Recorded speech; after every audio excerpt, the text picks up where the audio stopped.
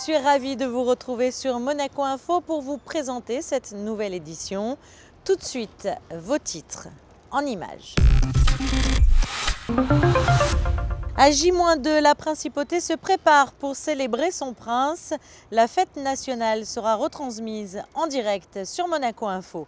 Monaco et les petits se mobilisent comme chaque année pour la Journée internationale des droits de l'enfant. Coup de projecteur sur le premier festival itinérant consacré aux femmes chefs d'orchestre Ma-Wo-Ma. Les errances de Thomas Blanqui à la galerie L'Entrepôt et retour sur la conférence d'avant-match. Monaco affrontera Lorient vendredi à 19h au stade du Moustoir. À quelques heures de la fête nationale, les manifestations vont bon train à Monaco. Les traditionnelles remises de médailles et de colis se succèdent en principauté. Le couple princier s'est d'ailleurs rendu au sein de la Croix-Rouge monégasque pour distribuer des colis. Concernant les remises de médailles, ce mercredi, les bénévoles et les associations ont été mis à l'honneur au Palais Princier et les établissements publics ont eux aussi été décorés, mais cette fois au cœur du musée océanographique. Radiologie de classe supérieure. Vous le savez, la fête nationale sera retransmise en direct sur Monaco Info. Alors quels sont les dispositifs et les moyens de diffusion qui ont été mis en place? La réponse dans ce reportage de Dominique Poulain. La rédaction et les équipes techniques de Monaco Info sont mobilisées pour la fête nationale. Ce matin-là est organisée, en plus de la traditionnelle conférence de rédaction, une conférence prévisionnelle. Autour de la rédactrice en chef sont réunis les journalistes, ceux qui vont commenter la fête nationale. Une fête nationale qui sera retransmise en direct sur Monaco Info et Monaco Channel de 9h25 à 13h, ainsi que sur les réseaux sociaux.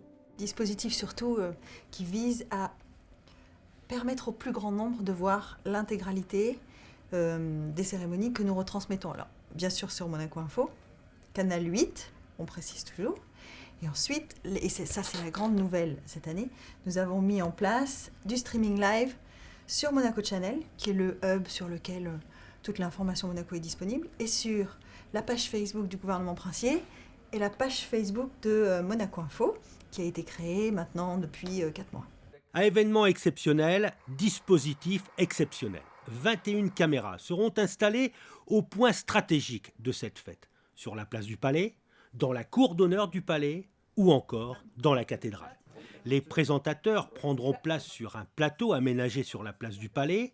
Un journaliste et le père Keppel commenteront la messe solennelle d'Action de grâce et 2 autres journalistes seront équipés de micros HF pour vous faire vivre l'événement au plus près et recueillir les réactions des invités et des monégasques.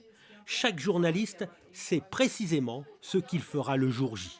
On a cherché plus de proximité, donc ça veut dire qu'on a mis 2 journalistes de la rédaction sur le terrain, au sein même de tous ceux qui viendront participer à ces cérémonies, donc sur la place du Palais. On a choisi Vanessa Dessy et Alexandra Pani, qui sont 2 journalistes de la rédaction, qui tournent beaucoup sur tous les sujets de société, etc.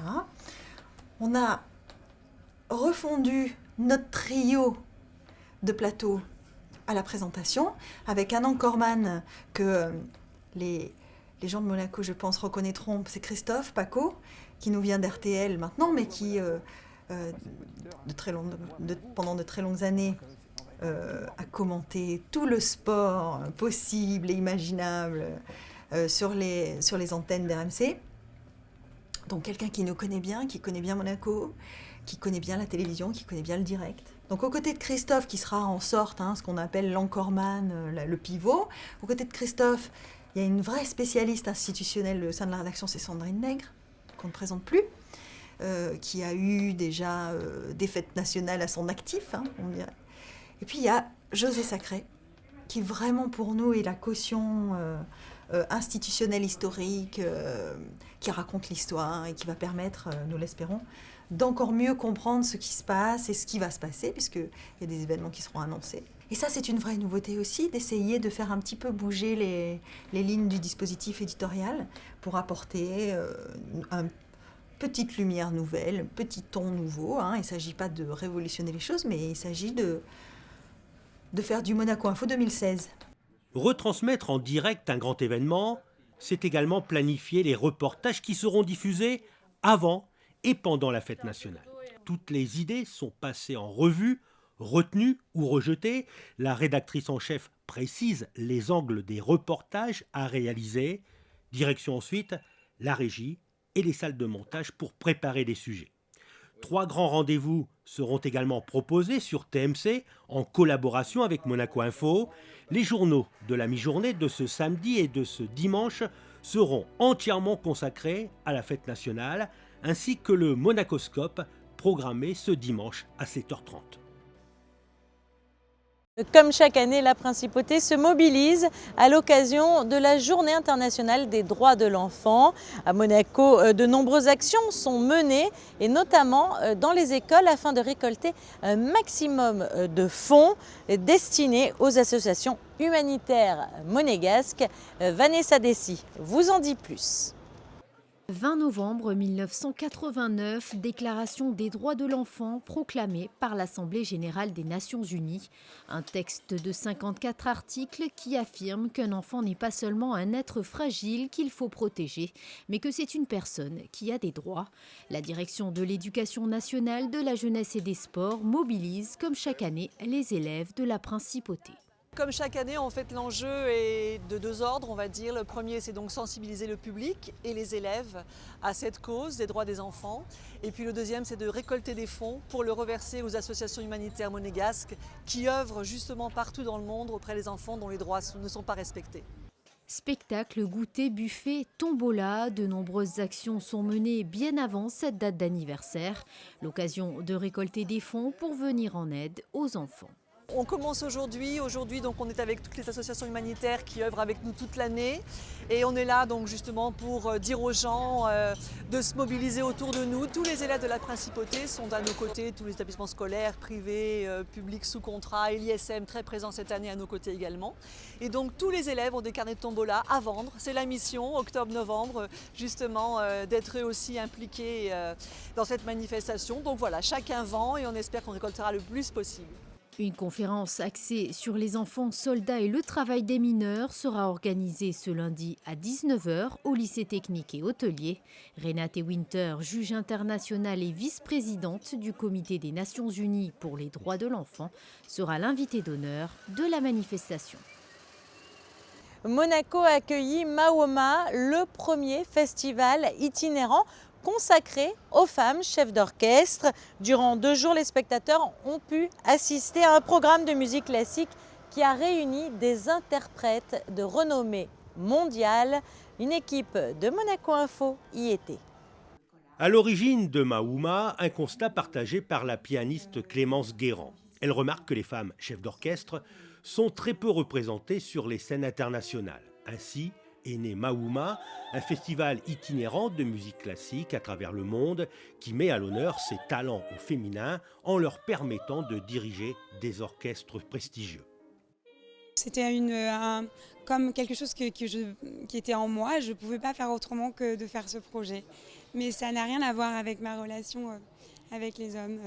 En tout cas, sur le fait d'être dirigé par des hommes, je trouve ça très intéressant qu'on puisse être dirigé les uns avec les autres, envers les autres. J'ai aucun problème avec ça. Au contraire, c'est comme je disais tout à l'heure, c'est un projet qui doit rassembler et qui ne doit pas du tout diviser. On est tous ensemble et on équilibre un petit peu la balance. La première édition de ce festival a été lancée en Principauté en présence d'artistes de renommée internationale avec la participation de l'Orchestre Philharmonique de Monte-Carlo.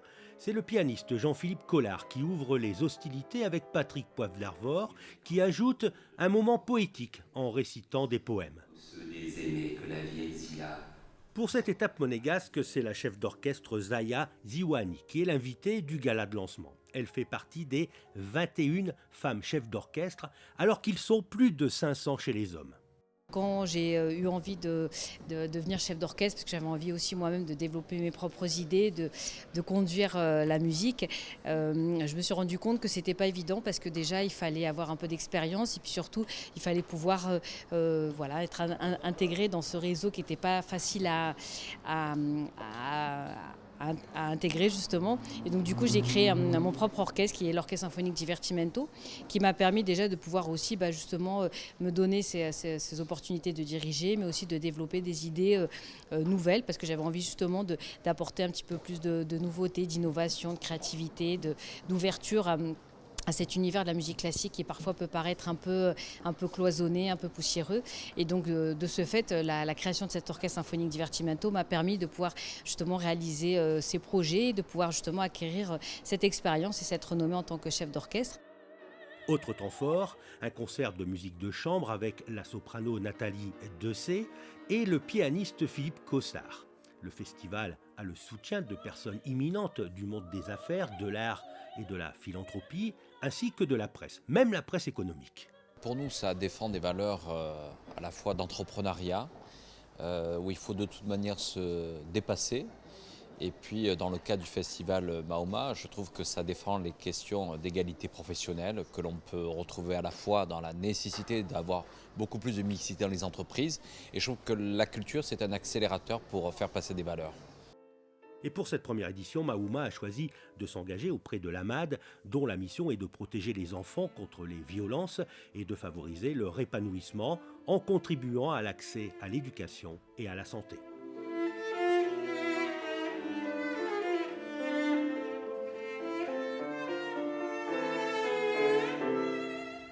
C'est un photographe qui expose actuellement à la galerie L'Entrepôt. Thomas Blanqui est le grand vainqueur de l'édition 2016 de l'Open des artistes. Le reportage de Patricia Navarro et d'Olivier Bonello. La photo qui lui a permis de remporter l'Open des artistes 2016 s'affiche sur les annuaires de Monaco, un cliché pris dans la vallée de la mort dans l'Ouest américain. Thomas Blanqui est passionné de photos depuis son plus jeune âge. Il est diplômé de l'École supérieure d'études cinématographiques et signe sa première exposition à la galerie L'Entrepôt. Je crois qu'au tout début, c'est la magie de l'instant, de la révélation de la photo dans le bain chimique à la lumière rouge d'un laboratoire. Je crois que c'est ce moment magique qui est le point de départ. Et puis ensuite, donc c'est le côté un peu technique. Et puis ensuite, petit à petit, en grandissant et le goût s'affirmant, peut-être que l'aspect artistique prend le dessus. Et ensuite, je suis aussi très cinéphile. Et la cinéphilie aussi amène à la photo, dans la mesure où, par exemple, j'ai eu beaucoup de goût pour des films très esthétiques, comme par exemple, je sais pas, les Ailes du désir, par exemple, de Wim Wenders, ou des documentaires qui ont des cadrages très soignés. Et je pense que l'un nourrissait l'autre, en fait. Et petit à petit, ce goût s'est affirmé pour la photo. Cette exposition est intitulée « Errance ». Elle nous conduit sur les pas du photographe, voyageur dans l'âme, des États-Unis à la Crète, en passant par Chypre et son port d'attache, Monaco. Nul n'est prophète en son pays et quand on voyage, on a, je pense, un regard extérieur qui permet de voir sans doute une poésie aux choses que n'ont plus les locaux. Et peut-être aussi qu'on confronte notre propre vision du pays qu'on visite à travers le prisme des médias et des cartes postales à la réalité. Et donc peut-être du fossé entre les deux peut naître quelque chose d'intéressant à fixer, à photographier. Thomas Blanqui alterne le noir et blanc et la couleur. Il jongle aussi avec les techniques d'impression. 2 clichés ont ainsi été tirés selon un procédé bien particulier. Il s'agit de la gomme bichromatée, ce qui est un procédé très ancien des débuts de la photographie, qui se rapproche un peu par son rendu à la gravure, en fait, en quelque sorte. C'est très granuleux, c'est un peu charbonneux. Ça permet d'avoir une vision un peu onirique du sujet. Et je trouve que la photographie numérique, en général assez lisse, parfois un peu trop lisse, manque de charme. L'argentique est bien, mais assez connu. La gomme bichromatée permet de trouver une nouvelle facette de photo. On peut exprimer d'autres choses, quelque chose de plus poétique peut-être. Dans les mois qui viennent, Thomas Blanqui reprendra ses voyages avec un nouveau challenge, intégrer plus l'humain dans ses clichés, qui portent aujourd'hui presque exclusivement sur les grands espaces, la nature ou l'urbanisation. En bref et en images. Le Club Image de Monaco fête ses 50 ans. Cette association qui a pour mission de mettre en avant la photographie propose chaque année des projections publiques, des participations à des festivals, des expositions de photos collectives et individuelles, des initiations à la prise de vue et au développement argentique ou encore des rencontres avec de grands photographes. Cette association contribue aussi à la sauvegarde du patrimoine de la Principauté puisque de très nombreux documents sont régulièrement mis à disposition du service des archives audiovisuelles de la Principauté et utilisés dans le cadre de la journée du patrimoine. Elle court, la No Finish Line. À mi-parcours, la 17e édition promet d'ores et déjà de nouveaux records. Quelques chiffres prometteurs, 12 367 inscrits et 8 925 coureurs et marcheurs ont déjà foulé le circuit sillonnant le quartier de Fontvieille. Au total, ce sont 180 377 km qui ont été parcourus, soit 1500 km d'avance par rapport à l'an passé. Mais la mobilisation ne doit pas faillir, l'objectif étant de 384 400 km. C'est pourquoi les basketteurs de la Roca Team, l'équipe pro de l'AS Monaco Basket, ont eux aussi mobilisé leurs forces pour fouler l'asphalte jeudi dans la matinée, à la grande joie des enfants et des participants. Football, après la trêve internationale, le championnat de France reprend ses droits. Monaco se déplace à Lorient dans le cadre de la 13e journée de Ligue 1. Le reportage de Frédéric Hélion. On les avait quittés après un succès étincelant face à Nancy, 6-0. Lors des 3 derniers matchs à domicile, toutes compétitions confondues, les Monégasques ont trouvé 15 fois le chemin défilé, ce qui fait de l'AS Monaco la meilleure attaque d'Europe depuis le début de saison, devant le Real de Madrid ou le FC Barcelone. La trêve internationale a-t-elle coupé la dynamique des Rouges et Blancs? Le match à Lorient, la lanterne rouge de notre championnat, vendredi à 19h en ouverture de la 13e journée de Ligue 1, sera un élément de réponse. Tous les matchs de Ligue 1 sont difficiles. C'est vrai que ces derniers temps, on a eu de très très bons résultats. On est deuxième du classement, voilà, tous les feux sont au vert. Lorient, c'est une équipe cette année n'est pas débutée dans le championnat. Maintenant, il a changé d'entraîneur. Pour nous, c'est plus difficile de faire l'évaluation de l'adversaire. Il y a un nouveau coach qui est arrivé. Je pense qu'ils vont tous vouloir se montrer. Les cartes elles sont plus ou moins redistribuées. Donc, il ne faudra pas prendre ce match à la légère. Ça va être un match difficile. La dynamique, c'est positif. Il y a l'objectif, que c'est toujours le plus difficile. C'est rester avec la même dynamique. Ce déplacement à Lorient sera le premier match d'une série vertigineuse de 10 rencontres en 34 jours. Une rencontre importante aussi dans l'optique de la venue de Tottenham au Louis II en Ligue des Champions mardi prochain. Les 2 meilleurs matchs que nous faisons en Champions League, c'est Tottenham à l'extérieur et CSKA de Moscou à la maison. Et avant ces 2 matchs, nous faisons un gros match à Saint-Étienne. Ne pas gagner le match, mais nous faisons un gros match. Et un gros match à Lille, nous gagnons 4 ans. Pour ça, pour toujours, 7 matchs avant, c'est aussi un match important pour gagner la confiance et la bonne dynamique pour les matchs de Champions League. Il faut surtout se concentrer sur le match qui arrive face à Lorient. Et je pense qu'à la fin de ce match-là, on saura si... on ne saura pas avec certitude, mais... La meilleure chose, ça serait de gagner ce match face à Lorient pour pouvoir engranger plus de confiance avant le match de Tottenham. Joao Moutinho a été ménagé ces derniers jours. Touré et Dirard ont repris l'entraînement avec le groupe, mais ne sont pas encore prêts pour jouer.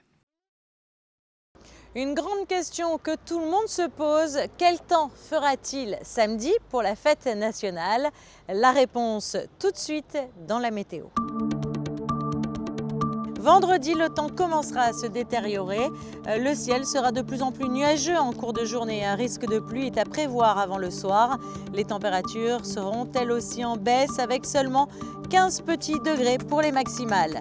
Et puis samedi, jour de la fête nationale en Principauté, les nuages se feront encore menaçants en début de matinée, mais le ciel se découvrira dans l'après-midi, le soleil pouvant même faire son apparition en fin de journée. Retour des éclaircies dimanche, mais l'accalmie sera de courte durée car le mauvais temps fera son retour lundi et mardi, annonciateur des jours qui suivent. Ce journal est terminé. Retrouvez dès à présent Vanessa Dessy pour son magazine Asphalte. Elle vous présentera la Renault Clio RS Trophy. Et quant à moi, je vous retrouve très vite sur Monaco Info. Au revoir.